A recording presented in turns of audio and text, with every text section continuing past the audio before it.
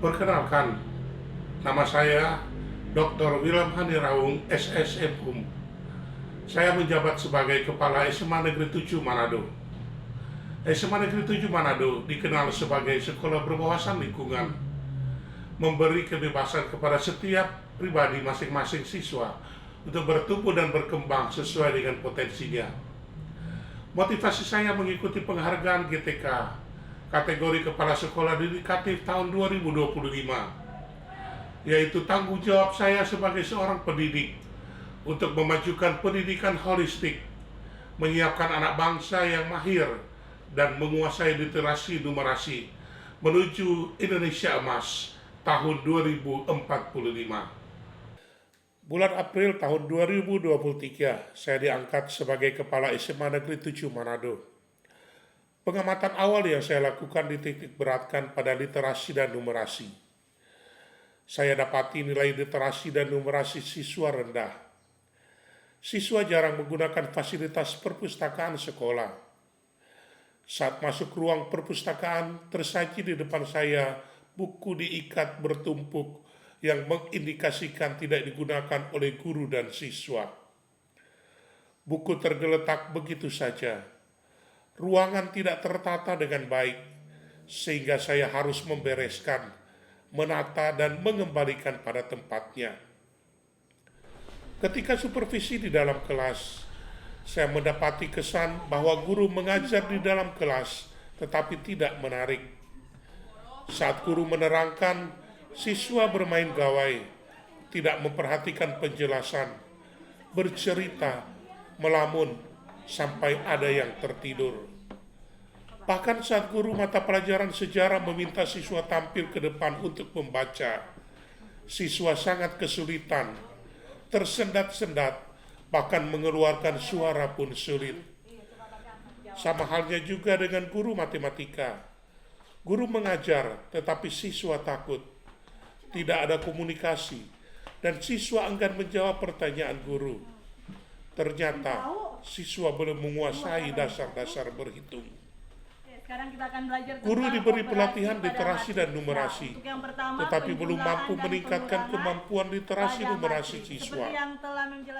Fakta lapangan ini diperkuat dengan hasil raport pendidikan tahun 2023 yang menunjukkan penurunan literasi dan numerasi siswa.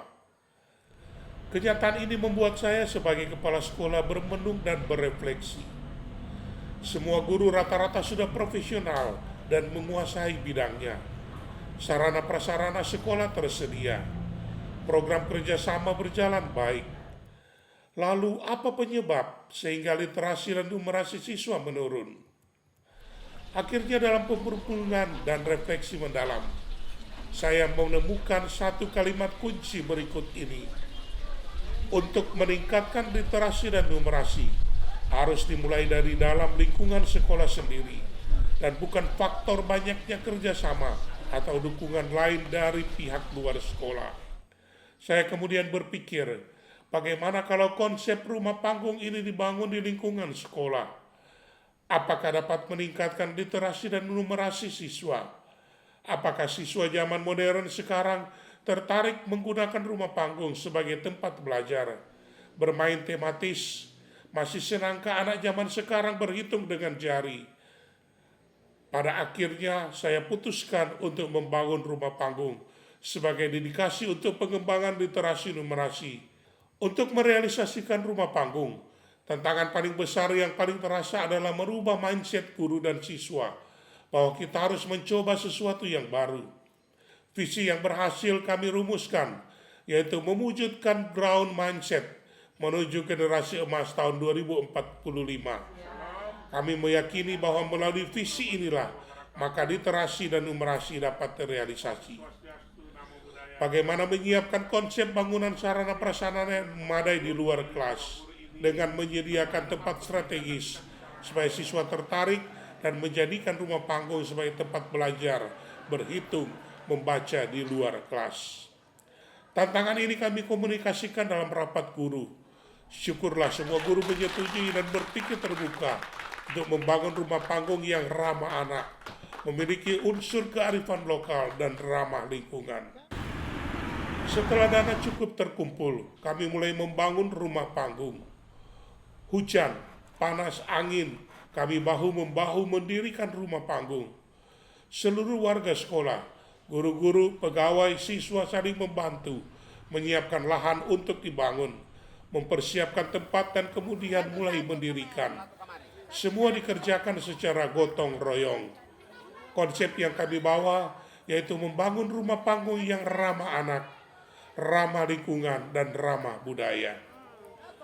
Ternyata ide mendirikan rumah panggung berimbas pada sekalian menata taman dan lingkungan sekolah yang asri.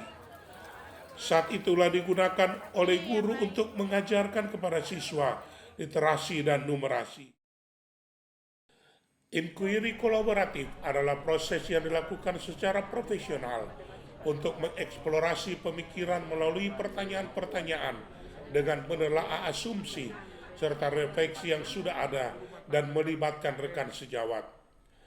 Proses ini diakui efektif untuk mendorong perubahan karena mampu meningkatkan pembelajaran yang profesional serta dapat berkontribusi langsung pada peningkatan hasil belajar murid. Tahapan inquiry kolaboratif. Yang pertama, akses. Tujuannya untuk mengidentifikasi kebutuhan, tantangan, dan peluang dalam implementasi pembelajaran mendalam di sekolah. Desain bertujuan untuk merancang strategi dan program untuk meningkatkan pelaksanaan pembelajaran mendalam.